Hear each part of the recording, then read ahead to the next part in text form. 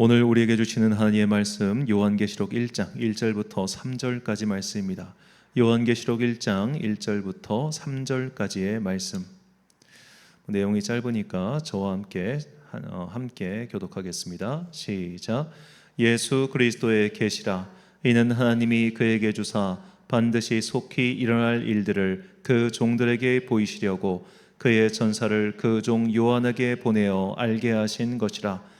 요한은 하나님의 말씀과 예수 그리스도의 증거 곧 자기가 본 것을 다 증언하였느니라.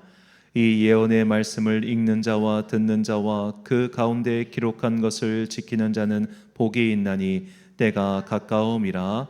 아멘. 오늘 위해서 내일을 향해라는 제목으로 하나님의 말씀 선포하겠습니다. 얼마 전 영어학원에서 중학생들 영어 시험지를 채점한 적이 있었습니다. 그때 그 영어 시험지를 채점하면서 중학교 2학년 아이들과 3학년 아이들 걸 채점했는데 정말 많은 걸 느꼈습니다. 저는 학부모님들이 이 연령대의 학부모님들이 꼭 한번 이렇게 채점 알바를 해보셨으면 좋겠습니다. 첫 번째로 느꼈던 것은 일단은 제가 수능을 이제 치렀던 약 25년 전보다 문제가 훨씬 어려워졌다는 겁니다. 그러니까 지금 아마 청소년 자녀를 둔 부모님들이 대부분 저 또래이실 텐데요. 자기 때 공부했던 걸 가지고 이렇게 공부하면 되겠지 이렇게 생각하면 안 됩니다. 문제가 훨씬 더 비비 꼬아놨어요. 그래서 야, 이거 진짜 어렵다는 생각이 많이 들었습니다. 자, 두 번째로 학년별 격차가 정말 컸습니다. 이 중학교 2학년 시험지와 중학교 3학년 시험지를 제가 같이 놓고 보니까 확실히 알겠더라고요. 2학년에서 3학년은 속된 말로 레벨로가 달랐습니다. 그리고 3학년에서 이제 중3에서 고1로 가면 또 레벨로가 달라지겠죠. 그러니까 학년별로 이 중학생도 영어 공부법이 다 다르더라는 거예요. 예를 들어 저 같은 경우는 초등학교 때 우리는 영어 의무 교육이 아니었습니다. 그러니까 중학교 1학년 돼야 I am a boy, you are a girl, how are you 이거 배웠어요. 중2가 돼야지 비로소 영어 문법 공부 조금 하고 고등학교 때부터 영어가 조금씩 지문이 길어지고 어려워졌단 말이죠. 근데 그래봤자 고등학생이라고 해도 그냥 지문 한 칸에 있는 거 읽고 나서 이 밑에 이 지문의 내용과 맞는 것은 이런 거나 골랐지, 지금 중3 애들은요 막 그냥 요거를 앞뒤로 꽉 쌓고 저뒤로 꽉 쌓고 해가지고 딱 봐도 이게 뭐요? 아예 중학교 2학년은 그래도 이렇게 풀면 되겠구나 하고 풀 생각이 드는데 중3은 저도 딱 본 순간 야, 나 못 풀겠다 이 생각부터 먼저 들더라고요. 저 공부 꽤 잘했습니다. 그런데도 엄두가 안 나는 거예요. 와, 이게 진짜 레벨이 다르다는 것을 다시 한번 느꼈습니다. 세 번째로 이제는 이 영어라고 하는 이 과목 자체의 목적이 완전히 이제 분명해졌구나라는 걸 느꼈어요. 자, 우리나라에서는 보통 영어를 잘한다고 하면은 제 생각에는 보통 두 가지로 생각하는 것 같아요. 외국인과 회화에 능통하는 것을 영어를 잘한다 그렇게 말하고요. 두 번째로 대학 입시를 위한 선별 과제로서 영어라는 과목에 능통한 것을 영어를 잘한다라고 이렇게 표현하는 것 같습니다. 그런데 이 1번과 2번은 사실 능력치의 영역이 완전히 다릅니다. 저의 경우를 비유해서 말씀드리면은 저는 어렸을 때부터 그 일본 만화 영화나 일본 게임을 워낙 좋아해가지고 혼자서 일본어 공부를 참 열심히 했습니다. 지금도 애니메이션이나 뉴스 같은 경우는 딱히 자막 없이도 알아듣습니다. 그리고 막상 나가 보니까 뭐 회화도 되더라고요. 그런데 저한테 이런 일본어 시험을 치르라고 하면은 점수가 좋게 나올 리가 없습니다. 왜냐하면 저는 문법을 전혀 배워본 적이 없기 때문이에요. 그야말로 그냥 회화 위주, 그런 영화 위주 이런 것만 배웠습니다. 자, 어쩌면 요즘 날 이제 아이들 중에 일찍부터 영어 유치원을 다녔거나 혹은 이제 아이들도 뭐 중학교 때, 초등학교 때 영어 해외 연수를 보낸 애들 부모님들이 계세요. 그런 친구들이 회화는 정말 능통합니다. 잘 듣고요, 잘 말할 수 있습니다. 프리토킹이 가능하죠. 그런데 이 아이들에게 영어 입시 문제를 풀라고 하면 못 풉니다. 우리가 뭐 티처스라든가 그런 뭐 프로그램 보면은 해외에서 살다 와서 발음도 훌륭하고 회화도 잘하는데 막상 이 문제를 못 푼 애들이 많더라고요. 이유가 뭔가?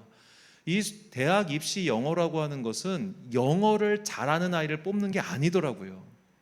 대학 입시 영어는 이 영어라고 하는 과목을 공부하는 아이들의 태도를 점검함으로써 대학에서 얘네가 수업을 할 수 있는 능력이 되느냐, 이걸 따지는 거예요. 영어를 잘한다는 것과 영어 문제를 잘 푼다는 건 전혀 다른 영역의 문제더라는 거죠. 제가 이 문제를 보니까 이 문제는 아이들을 문제 맞추기 위한 문제가 아니에요. 어떻게든 차등을 둬가지고 등수를 세우기 위한 문제입니다. 그러니까 요리과 놓고 저리과 놓죠. 문제를 끝까지 읽어야만 풀 수 있게. 제가 볼 땐 제일 악랄한 문제가 다음 중에서 틀린 거의 개수를 맞추시오. 몇 개 틀렸나 이 중에서. 그게 뭐예요 그게. 얼마나 참 짜증나는 문제예요. 그런 거 잘 푼다고 영어 잘하는 게 아니, 이런 걸 잘 푼다고 해서 외국인과 회화에 능통한 게 아니잖아요. 사실 이 영어는 그냥 대학 입시를 위한, 선별하기 위한 하나의 과제에 불과할 뿐 이거 자체를 잘한다고 해서 외국어 능력이 향상되는 거 아니라는 거죠. 그러니까 목적 자체가 달라요. 이것을 다시 한번 깨닫게 됐습니다. 자, 그런데도 불구하고 이거를 제가 특별히 사교육에 관심이 있거나 교육에 관심이 있어 이걸 아는 게 아니잖아요. 사실 아마 대부분의 학부모님들이 이런 걸 알고 있을 거예요. 애들이 앞으로 학년이 올라가면서부터 문제가 어려워질 거야. 앞으로 이런 것들을 준비해야 돼. 대부분 다 알고는 있습니다. 그런데 왜 대비하지 않을까요? 닥친 문제가 아니기 때문입니다.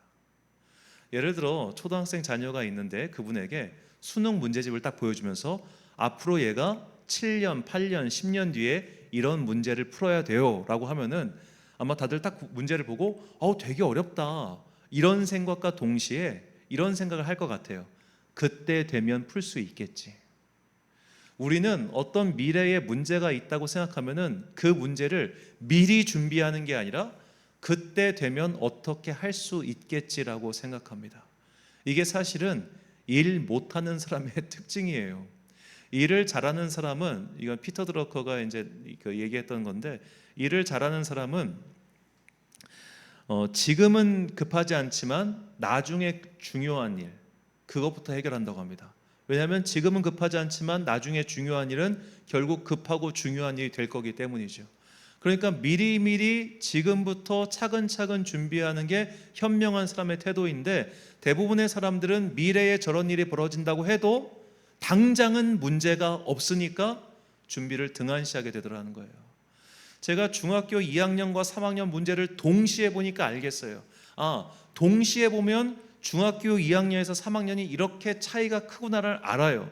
그런데 중학교 2학년만 보면은 중학교 2학년 문제 잘 푸니까 중학교 3학년도 문제 없겠지, 이렇게 넘어가기가 쉽겠더라고요.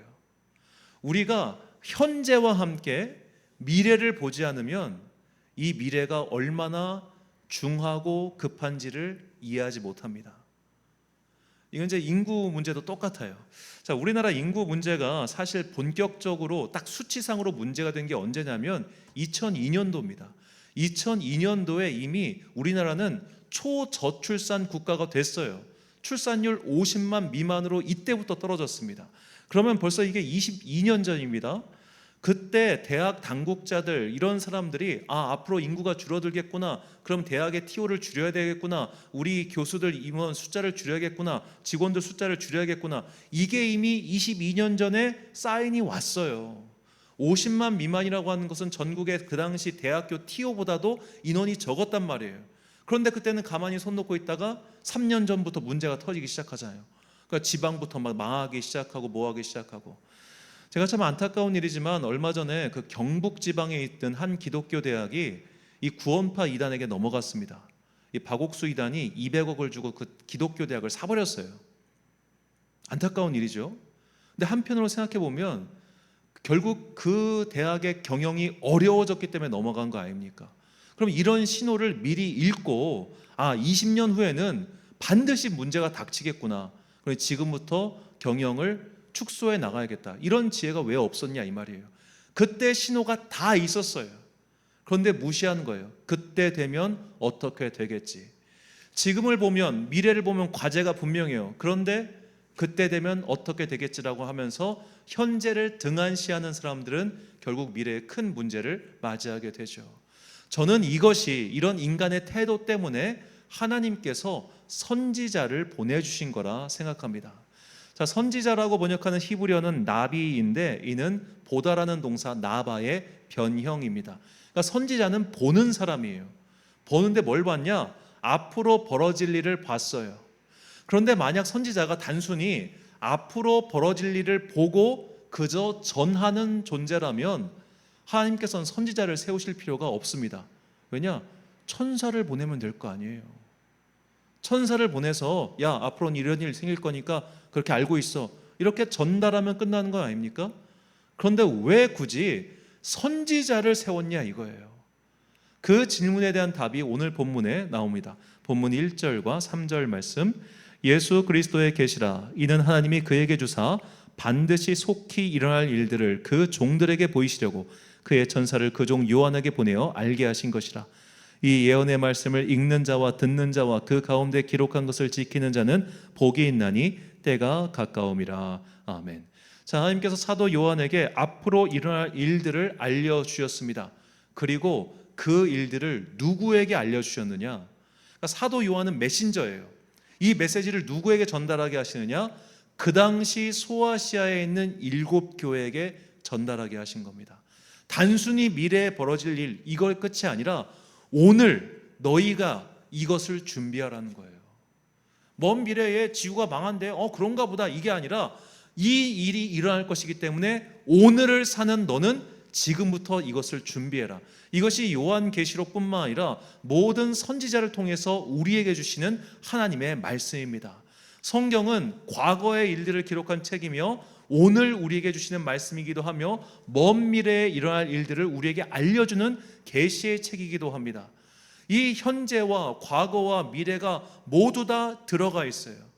오늘 우리에게 주시는 거예요. 먼 미래에 그래 주님 오시겠지, 그래 내가 죽겠지, 그렇게 사는 게 아니라 먼 미래에 혹은 곧 그 일이 닥칠 수 있기 때문에 오늘을 어떻게 살아가느냐가 중요한 겁니다. 그래서 오늘을 사는 우리에게 주시는 하나님의 말씀이 바로 성경의 말씀이며 우리의 설교의 메시지인 것이죠. 오늘이 중요합니다. 그러나 오늘만 중요한 게 아니라 내일도 중요한 거예요.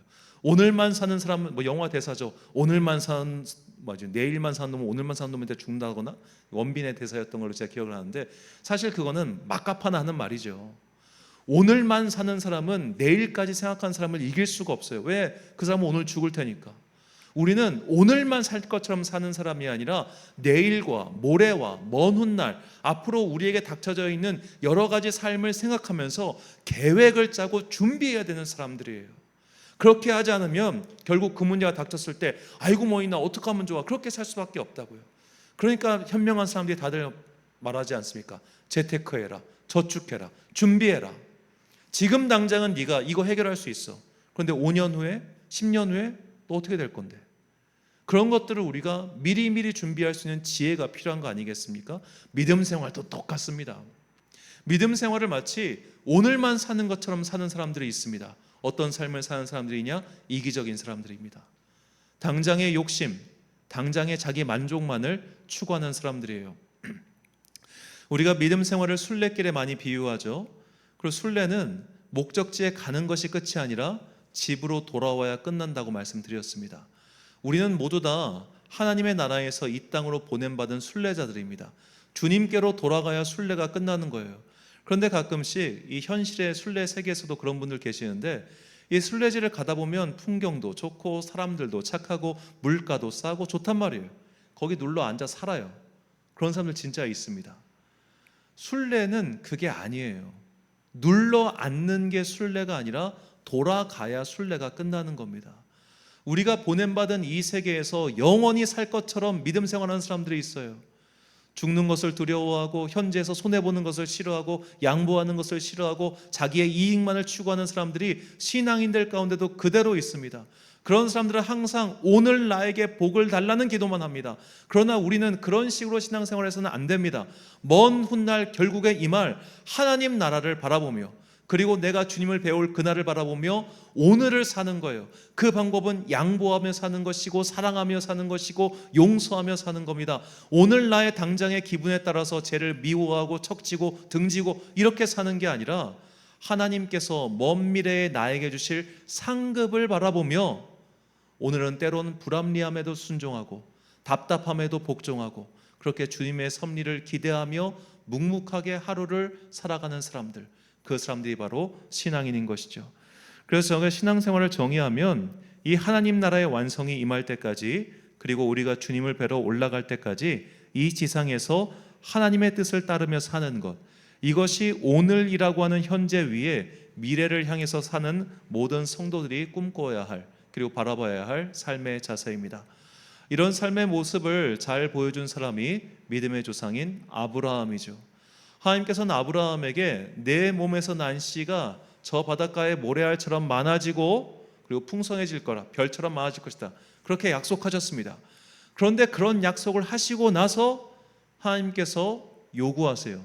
너의 유일한 후계자 이삭을 나에게 번제로 바치라고 말이죠.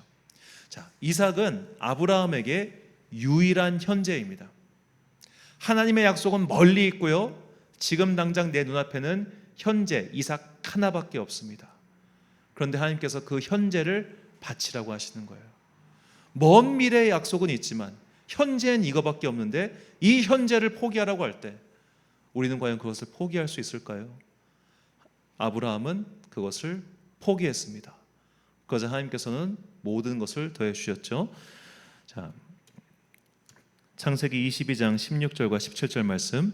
이르시되 여호와께서 이르시기를 내가 나를 가리켜 맹세하노니 내가 이같이 행하여 내 아들 내 독자도 아끼지 아니하였은즉 내가 내게 큰 복을 주고 내 씨가 크게 번성하여 하늘의 별과 같고 바닷가의 모래와 같게 하리니 내 씨가 그 대적의 성문을 차지하리라. 아멘.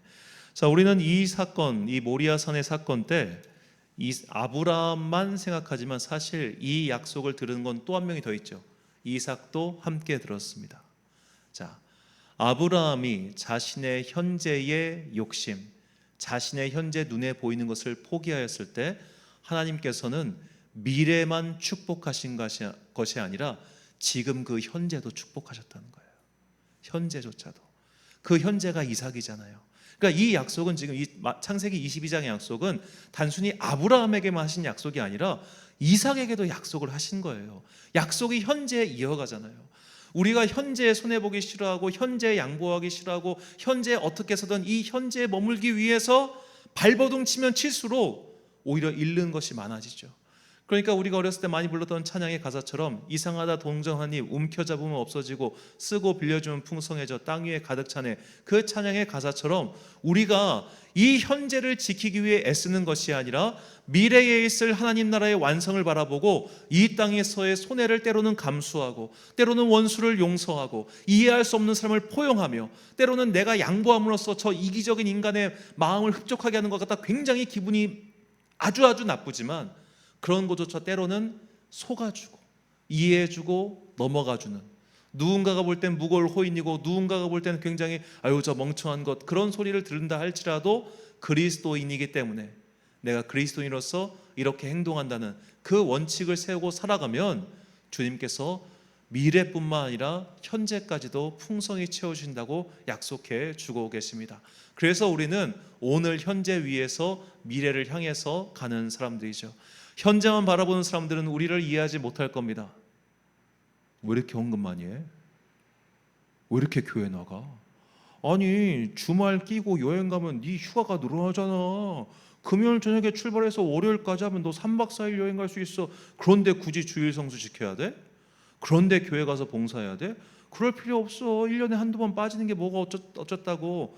그런 말들이 계속 들려오잖아요. 그런 생각이 우리 안에 일어나잖아요. 그렇게 현재만 바라보면 내가 멍청해 보여요. 내가 손해보는 것처럼 보여요. 내가 이렇게 굳이 해야 되나까지 그런 생각이 들 거예요. 그러나 내가 미래를 바라보고 이 현재를 주님께 드릴 때 주님께서는 그 현재까지도 복 내려주시고 채워주시고 마침내 약속하신 모든 것을 주심을 잊어서는 안 될 것입니다. 이런 우리에게 주시는 하나님의 말씀이 잠언 19장 15절과 16절 말씀입니다. 우리가 참 목소리로 읽겠습니다. 시작.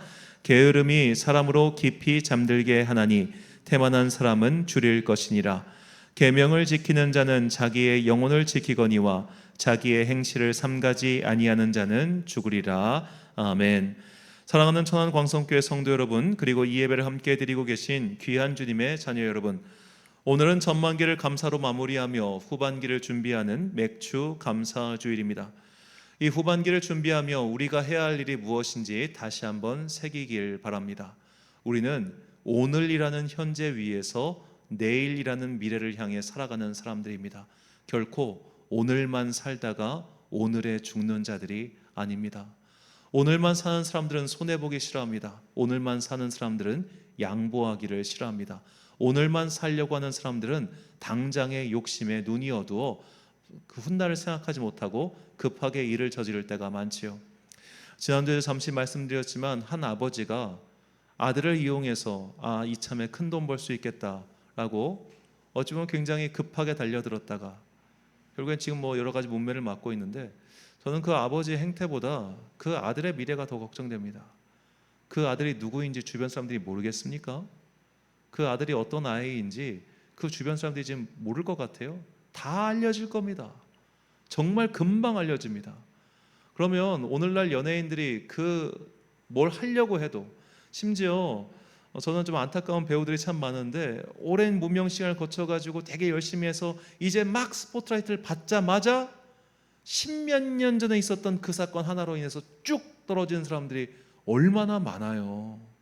그러면 이 사람들이 당장에 그 욕심을 부릴 게 아니라 먼 훗날을 생각해가지고 그거를 참을 수 있었어야 되는 거 아닙니까? 근데 당장의 그 욕심 때문에 제가 볼 땐 그 욕심 채워지지도 않을 거예요. 법으로 따지면 그게 합의금이 원래 1,500만 원 한도라고 했던가 그런 거 같던데 괜히 5억 불렀다가 이게 뭡니까? 우리가 그런 어리석은 일들을 범할 때 많아요.